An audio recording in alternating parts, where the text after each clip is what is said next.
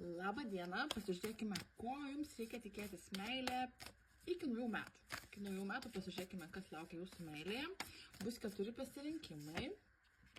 Pirma korta, antra korta, trečia korta ir ketvirta korta.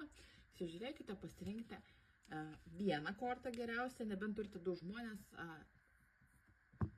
arba turite 3 variantus, apie kažkokį žmogų galvojate. Jeigu variantų neturite, rinkitės vieną kortą. Tai pasižiūrėkime, jeigu jūsų buvo variantas pirmas. Dar noriu tik taip trumpai paminėti, kol nepradėjau būrimo, kad yra žmonių, kurie apsimeta manimi, tai neapsigaukite. Yra sukčiai, gali pabandyti iš jūsų išvilioti pinigų. Aš pati niekada jūsų pirma nepafollovinsiu, nesiūlysiu jokių paslaugų savo, jokių aš nenuimu prakeiksmų ir panašių dalykų. Į mane galite kreiptis Instagrame, stebėkite followerių skaičių, kiek turiu sekėjų. Jeigu apie 2000, tai žinokite, kad tai yra mano anketa. Dabar grįžkime prie to pirmo. Kas laukia jūsų meilėje? Žmogų, kuris pasirinko pirmą variantą. Kur to savo, kad jūs turite kažkokį žmogų savo, nematote, turite kažkokį žmogų savo gyvenime, kuris jums yra kaip ir tinkamas, bet dėl kažkokių tai priežasčių jūs nepriima to žmogaus, arba tas žmogus nepriima jūsų.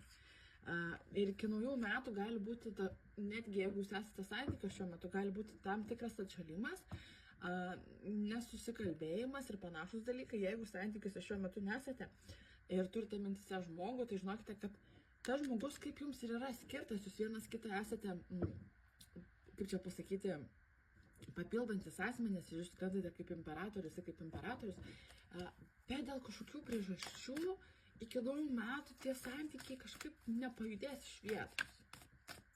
Pažiūrėkime gal dar kodėl. Nes jūs abudu valote savo karmą. Jūs abudu valote savo karmą, turite įsivalyti kažkokius dalykus, išmokti kažkokias pamokas, kad galėtumėte įeiti į santykį su tuo žmogumi. Tai jeigu pasirinkote būtent pirmą, tai vadinasi, iki naujų metų jūs daugiau dirbsite savimi, savo karmą ir panašiais dalykais. Meilės nelabai daug tos ir bus iki naujų metų. Jeigu pasirinkote antrą, pasižiūrėkime. Jeigu pasirinkote antrą kortą, ko tikėtis jums meilė iki naujų metų. Jūs jau nebenorite iš meilės visiškai. Jeigu esate santykiuose, tai iš santykių tiesiog išeisite šituo metu. Jeigu esate vieniši, kortos rodo, kad jūs sakot, man nusibodo dėti pastangas, ieškoti kažkokio žmogaus, bendrauti, 150 kartą klausti, kokią mėgstamiausią kito žmogaus spalva ir panašiai. Jums norisi kažkokios naujos pradžios ir kažko tai naujo meilės gyvenime, bet jums nebesinori dėti tiek daug pastangų. Sakot, kiek aš galiu stengtis, aš stengiuosi ir vis tiek ne taip gaunasi, kaip aš norėčiau.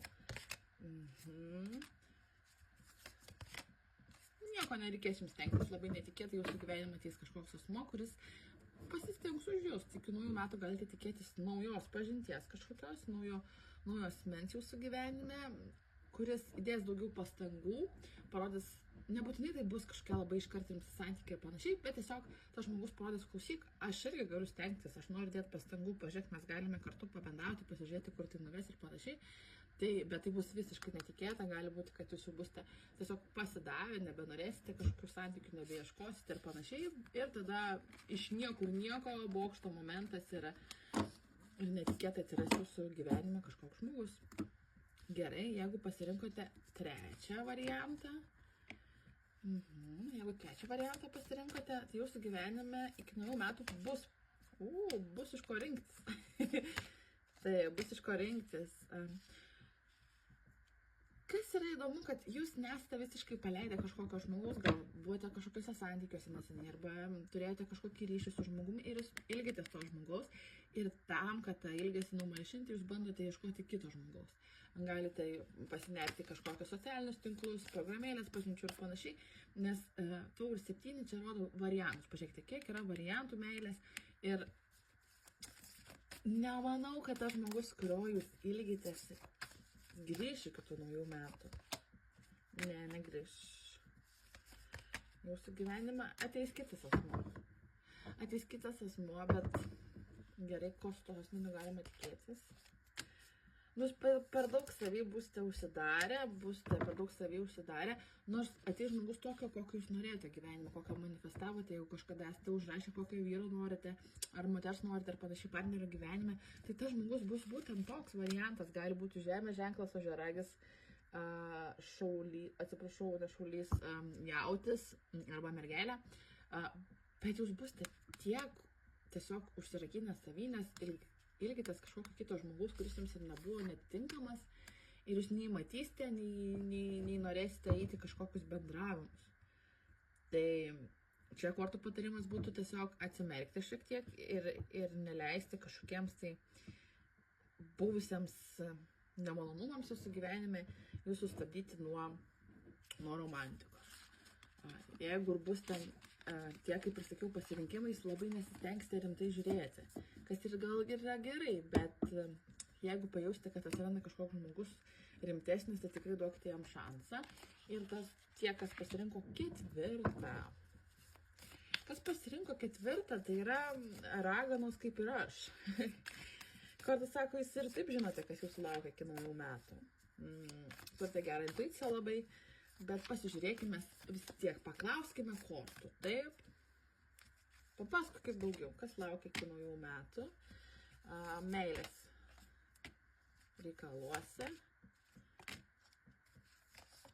2, nauja meilė, tikra meilė laukia jūsų. Bet jūs jau žinote.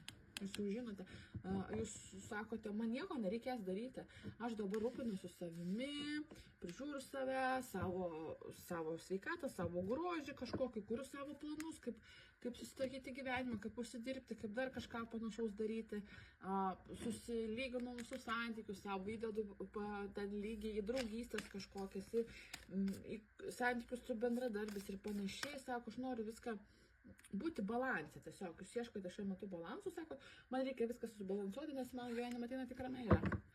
Gerai, ragana. Tai būtų tiek, ačiū, kad žiūrėjote, iki kitų būrimų ir primenu, nepasigaukite sukčiams, labai jūsų prašau ir viso.